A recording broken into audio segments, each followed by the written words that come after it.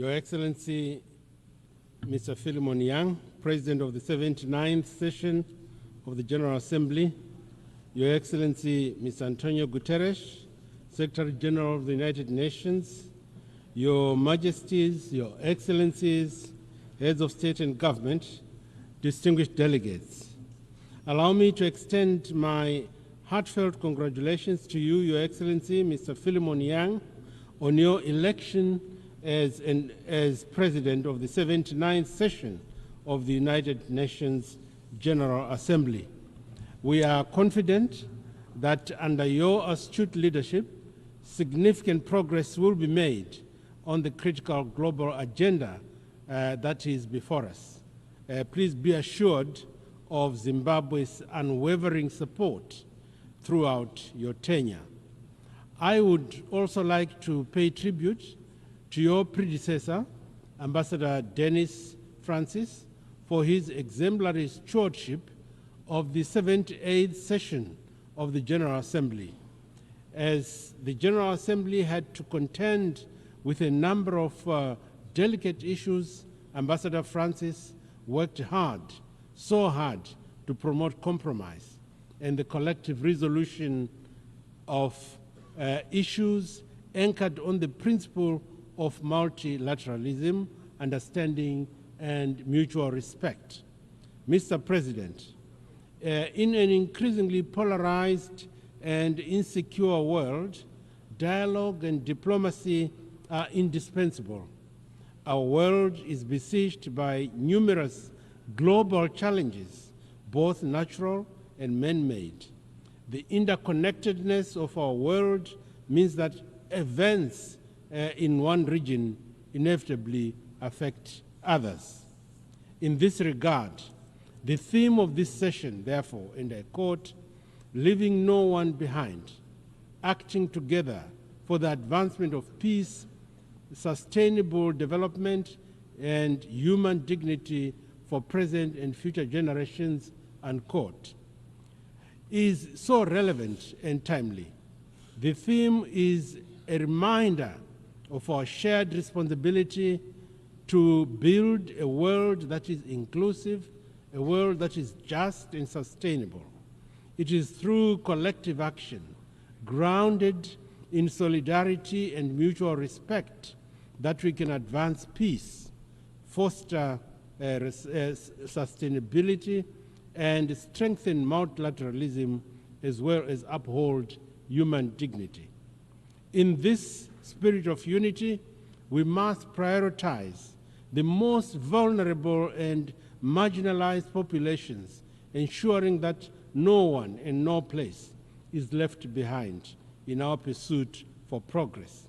Sustainable development cannot be achieved without peace, and peace cannot be sustained without addressing the root cause of conflict, chief among them poverty, inequality, intolerance,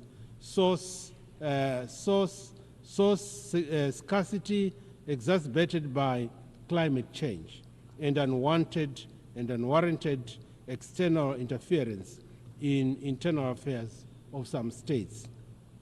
By investing in education, healthcare, and sustainable economic opportunities, we can create resilient societies that empower individuals and communities to thrive.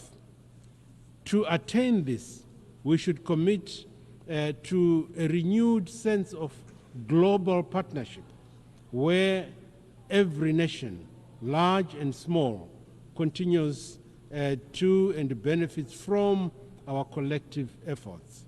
Mr. President, as the 2030 deadline for the Sustainable Development Agenda goals, SDGs, approaches, the global community is at a crossroads and needs to make a critical choice on how to advance these ambitions and ambitious targets. Climate change, geopolitical conflicts, and economic disparities continue to pose substantial barriers to the achievement of the 2030 agenda. It is therefore essential to accelerate action, enhance funding, and foster innovative solutions. The next 6 years are pivotal if achieving the SDGs is to remain within reach. Zimbabwe fully supports the proposed SDG stimulus so as to reinvigorate the implementation of these crucial goals that we set for ourselves. In this regard, the just held Summit of the Future was an opportunity and indeed an opportune moment for the international community to come together to forge robust frameworks and innovative strategies to address the complex and interwoven challenges we face. We must leverage this moment to reaffirm our commitment to multilateralism, sustainable development, and the principles enshrined in the United Nations Charter. It is imperative, therefore, that we adopt a holistic approach that integrates economic, social, and environmental dimensions, ensuring that we are all inclusive as we navigate the path towards a more resilient and equitable world. The devastating impact of climate change is our common challenge that requires collective action to enable vulnerable communities to adapt while at the same time mitigating the impact. Our SADC region has been affected by the El Nino-induced drought that has created a serious food and nutrition security. In that context, the SADC heads of states and government launched an international humanitarian appeal amounting to US $5.8 billion at the end of May 2024. That figure will go up as more countries of the region complete their own national assessments. The overreaching and overarching objective is to meet the immediate needs occasioned by the El Nino-induced drought, while at the same time building resilience for future shocks, including through the establishment of early warning systems. Excellencies, I wish to reiterate our steadfast commitment to the 2030 Agenda for Sustainable Development, spearheaded by our transformative Vision 2030.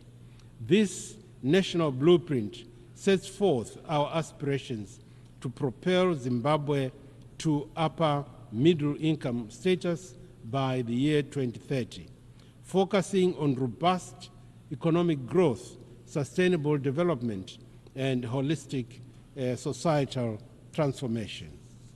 Our strategic thrust encompasses substantial investments in critical sectors that include infrastructure development, education, modern heritage-based education 5.0, model healthcare, and modernized agriculture, pivotal for ensuring the inclusive prosperity across all strata of our society.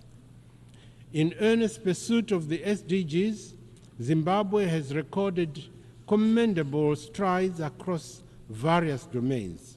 We have implemented rigorous policies such as our Agricultural 6.0 model aimed at bolstering food security, enhancing access to potable water and sanitation facilities, and investment in renewable energy. Our comprehensive and social protection frameworks and healthcare systems have yielded tangible reductions in poverty levels and disease burdens. Furthermore, we remain unwavering in our commitment to empowering women and youths, recognizing their pivotal as architects of sustainable transformation and development. The government of Zimbabwe is advancing a devolution policy driven by our mantra, which I quote, leaving no one and no place behind. the focus is on promoting grassroots development through empowering provincial and district authorities to lead the way in fulfilling their development aspirations. Our goal is to ensure that no community, no village, no town center or province is left behind in our development efforts. As a result of this policy thrust, we have witnessed a life-changing and transformative impact driven by this bottom-up approach. Our valiant developmental efforts notwithstanding, Zimbabwe is confronted by formidable challenges in its quest to attain the SDGs. The adverse impact of the punitive, illegal, unilateral sanctions, compounded by the exigencies of climate change, present real threats and barriers to our development strategy. In this regard, we call upon all those that have maintained illegal and unjustified sanctions on Zimbabwe to remove these unwarranted measures immediately and unconditionally to allow us to continue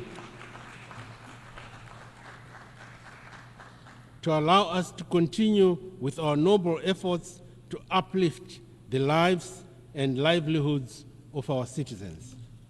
And in the same spirit, Zimbabwe stands in solidarity with the government and people of Cuba in their struggle against the harsh economic, commercial, and financial blockades.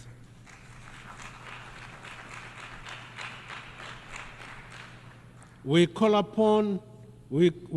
for the immediate lifting of this stifling embargo to enable the people of Cuba to pursue their aspirations without hindrance and interference.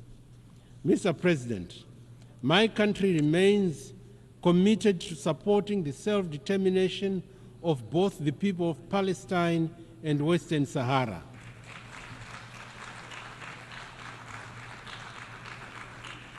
The time for mere rhetoric has long passed. The international community cannot continue to turn a blind eye or be numb to the systematic injustices and suffering of the Palestinian people. We call upon the Security Council to fulfill its mandate by implementing robust measures that ensure the protection of civilians, the upholding of international law, and the facilitation of a just and lasting peace. Most importantly, we need to continue supporting efforts towards a two-state solution which will help resolve the question of Palestine and the resultant peace and security challenges in the Middle East. In the SADC region, we are working tirelessly towards the achievement of peace and security in Eastern Democratic Republic of the Congo, DRC, and in the Cabo Delgado province of Mozambique. Excellencies, the international financial architecture as it stands today is an anachronistic construct that no longer meets the needs of the global community, particularly those of developing nations. Our economies, which are the livelihood of the global market, are disproportionately affected by the rigid and often inequitable policies imposed by dominant financial institutions. The current system, steeped in historical power imbalances, has failed to provide the necessary flexibility and support required for sustainable development. It is therefore imperative that we reform these structures to ensure that they are more inclusive, more equitable, and more reflective of the diverse realities that are faced by all member states, particularly in the global south. In our In a world facing all manners of insecurities, the current paralysis of the Security Council on crucial topics is unconscionable, as it negates its very important existence. Reform of the Security Council is not just an aspiration, but a present-day necessity. This reform is not just a matter of fairness. It is essential for ensuring that the Council's decisions are all-inclusive, are credible, and truly reflect the global community's diversity. In this regard, Zimbabwe stands by the African Union's Ezulwini Consensus and the SETI Declaration, which advocates for at least 2 permanent seats with the veto power for African countries on the Security Council.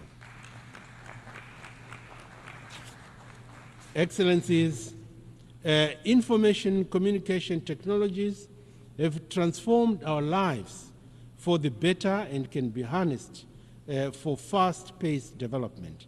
Yet, the same technology has also been employed to commit crimes and destabilize societies. It is therefore prudent for us to come up with a global digital governance framework in order to guard against the harmful consequences of this otherwise transformative technology. Zimbabwe is fully committed and will contribute positively in all negotiations aimed at global cooperation in both harnessing the good from the digital world and also combating the negative aspects and abuse of the same. Mr. President, as I conclude, I wish to reaffirm Zimbabwe's commitment to the purposes and principles of the United Nations Charter. The challenges we face are immense, but not insurmountable. By acting together, we can advance peace, we can promote sustainable development, and uphold human dignity for the present and future generations. Zimbabwe stands ready to collaborate with all member states to ensure that our shared aspirations for a better world are realized. Let us work in unison, guided by the spirit of multilateralism, solidarity, and mutual respect in order to address the pressing issues of our time and to build a more inclusive and just and sustainable future. I thank you for your attention.